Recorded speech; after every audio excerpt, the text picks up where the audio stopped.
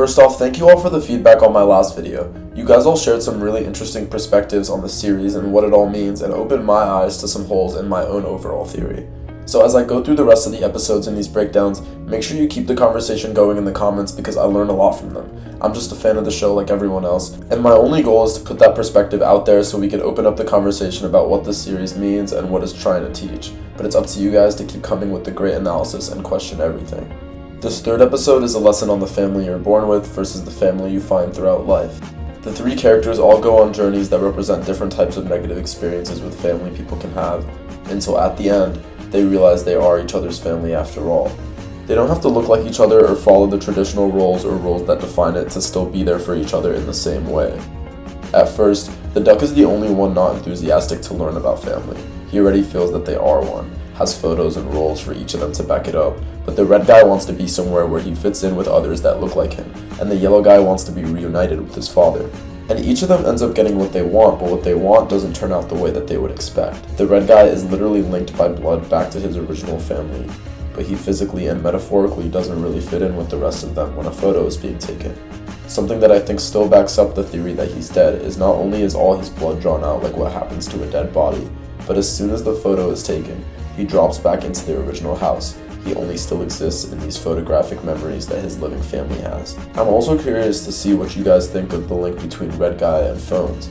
He's seen in a phone booth in the original, he picks up the phone in the first episode, and he shows up when Tommy and Lily are talking about landlines. Alright, moving on to the yellow guy. His journey represents adoption, which would make sense if his original father, Roy, was the abusive and controlling character that he was seen as in the YouTube series, to the point where he had to be rescued and given to another family.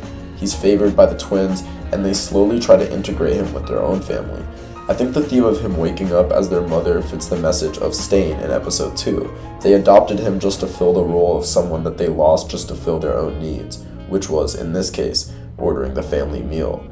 So Roy coming back and killing them could be a wholesome twist of him actually being protective and trying to save him, or it could represent how absentee fathers will only come back into their children's lives when there's something to gain, hence why he would push him out the way to get to the chicken. The central message here kind of reminds me of the third episode in the original, and it's interesting that they line up because they both focused on some lesson that lured the yellow guy specifically into joining some cult-like group for the purpose of being a part of something bigger.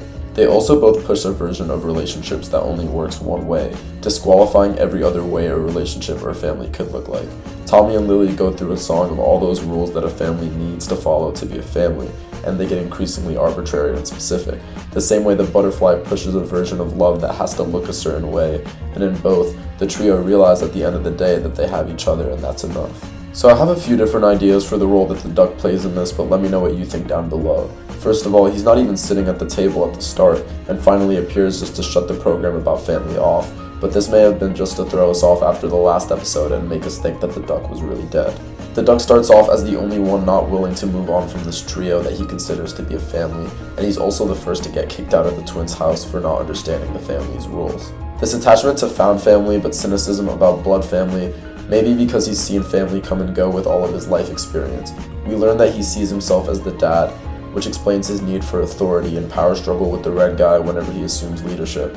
And when he's left behind by the red and yellow guys, he tries to sing a song about how he doesn't need family, but it ends up proving the point that he would in fact appreciate if there were others like him. The duck is the most vocal and aggressive character though, so if there were really that many of him, it would end in chaos. This is where we get more of the sense from the last episode that the duck is the most replaceable character, as we see later in the series, but I won't spoil anything until we get to that. To recap, the duck represents how you feel when you get so old that you outlive your real family. The yellow guy goes from an abusive single parent to adoption into an abusive family that wants you to fit a role that they're missing.